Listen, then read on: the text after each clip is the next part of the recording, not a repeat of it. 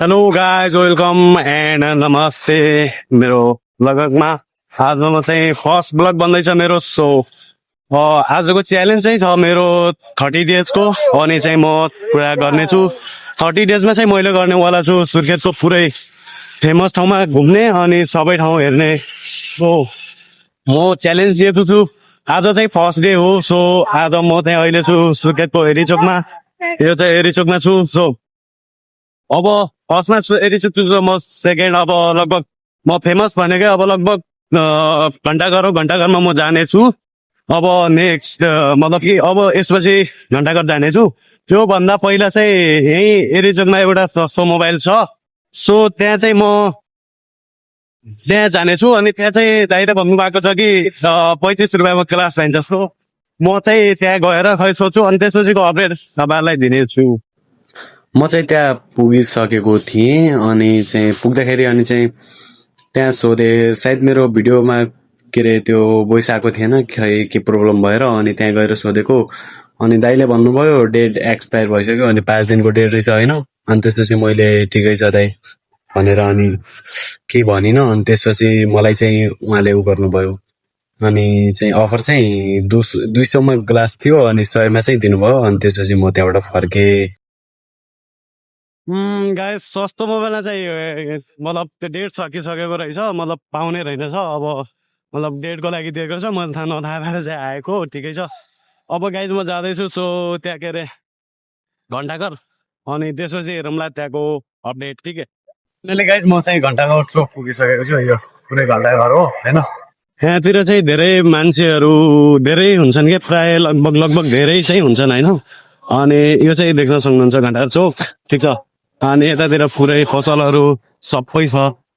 धेरै यहाँतिर लगभग धेरै फेमस पनि छ है सुर्खेतको फेमस ठाउँ पनि भनेर लगभग त्यो पनि चिनिन्छ यो हो घन्टाघर अब अहिले टाइम चाहिँ कति 1:26 भएको छ अनि त्यसपछि चाहिँ अब कति बजीसम्म अब घन्टी बज्न सक्छ सायद ए पुरै मान्छेहरू धेरै छन् धेरै लगभग धेरै छ क्यामेराम्यानहरू अनि फोटो खिचाउनेहरू लगभग धेरै छन्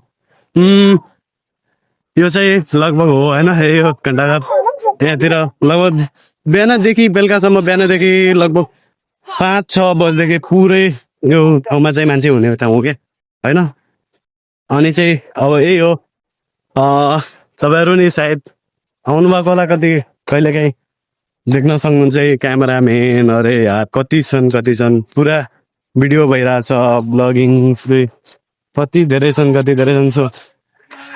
रमाइलो छ ठाउँ होइन सबै ठिक छ दामी छ अनि चाहिँ सबैलाई खुसी अनि सबैलाई हुने ठाउँ चाहिँ हो होइन अनि देख्न सक्नुहुन्छ लगभग 1 घन्टा अब 2 बजे चाहिँ यो घन्टी बज्न सुरु हुन्छ होइन अनि सबै चाहिँ यहाँतिर छन् धेरै छन् मान्छेहरू धेरैभन्दा पनि धेरै छन् होइन लगभग अब अब के भन्नुपर्छ र होइन यहाँतिर धेरै छन्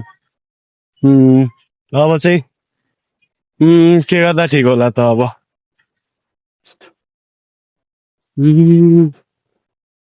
हो भाइ कति धेरै छन् कति यार म लगभग यो ठाउँमा आएको चाहिँ 2 टाइम भयो 2 टाइम योभन्दा अघिल्लो टाइममा आएको अनि यो चाहिँ सेकेन्ड टाइम भएन अनि त्यहाँ दामी छ अब लगभग 2 बज्न लाग्छ होइन 2 बज्न लाग्छ अनि त्यसपछि घन्टी बज्छ होला म चाहिँ अब केही मिनटको लागि बस्छु अनि त्यसपछि सायद गइहाल्छु होला म अनि चाहिँ सायद लागिरहेछ म के गर्छु सो धेरै छन् मान्छेहरू होइन मडी ठाउँ छ भाइ सबजना हेरिरहेछन् कि साला खाएको अरे यार मलाई हेरिरहेछन् यार